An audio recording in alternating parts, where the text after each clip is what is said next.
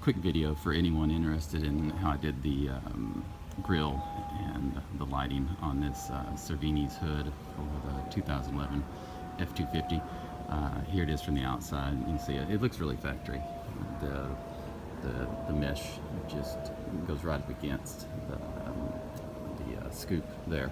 And as far as materials, this is what I use. Got some of this off eBay, and I actually checked it with my micrometer. It is 0.05 inches. I'm not real sure what that translates into millimeters, but looks like it's about maybe a little larger than an 1/8 inch hole, but it's nice and sturdy. I mean, you can still bend it, it takes a little work, but I wanted something in there that wasn't going to collapse.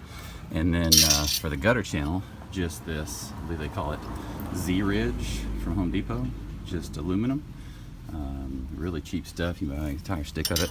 And my glue of choice is the Amazing Goop, because it's clear, super strong, never lets go. So that was the main part of the materials. And then here's how it went on the underside. Let me go here from an angle. So first I made a paper form and cut the mesh to fit. So here's the mesh piece. You can see it run all the way down there, and just once I cut it to fit, just bent it, excuse me, to where it would kind of follow the lines.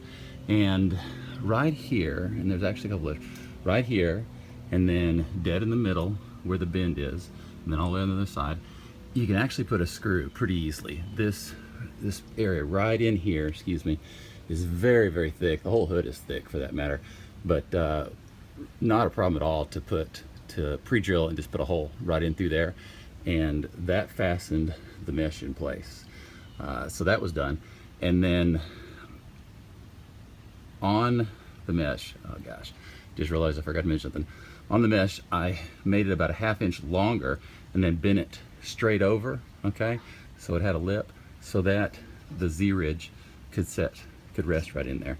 So the mesh is bent over the entire run. There's a lip right here on the entire bottom. It's just bent straight over, hammered down, and then the Z-Ridge just sets right in there.